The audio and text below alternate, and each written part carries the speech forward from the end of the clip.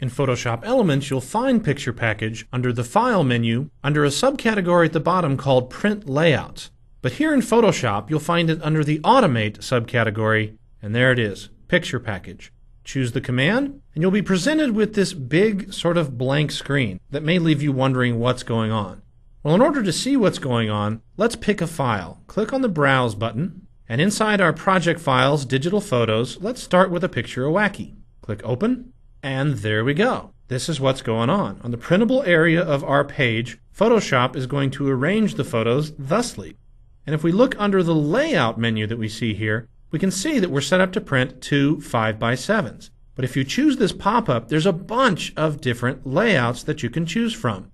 One 5x7, two 2.5x3.5s, and four 2x2.5s. See, so we got some wallet-sized pictures here. Couple of medium-sized pictures for your aunts and uncles, and then a big one to hang on the wall, and so on. Just pick the different presets that you see in here and see what Photoshop can set up for you automatically.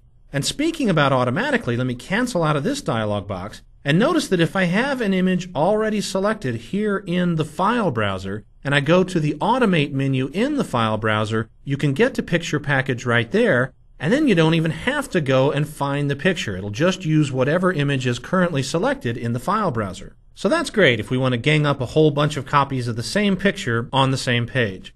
But what if we want to print different pictures on the same page using Picture Package? Well, let's pick a layout like 4x5s that gives us four very clear images to choose from here.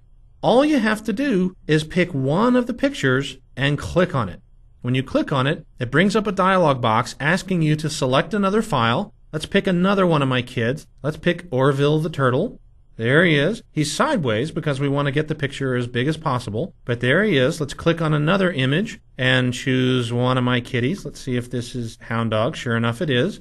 And then we'll click on the last shot and pick another one of my kids. Let's say Faux Paw.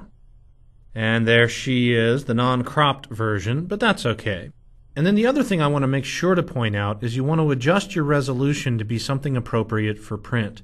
If the whole goal of Picture Package is to make pictures suitable for distribution and you've taken all these beautiful high-res photos, why by default do they downsample to 72 pixels per inch? I don't know. Let's up that. Let's crank that up to something a little bit better.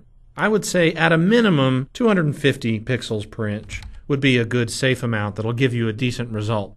So I'm going to type in 250 and click OK. And then we'll sit back and watch Picture Package do its work. Now you might want to pick a higher resolution if you have enough room to store it. Certainly 300 dpi is a really safe value to put in there. But just for our purposes, 250 will be fine. And what we've ended up with is now an 8x10 picture package.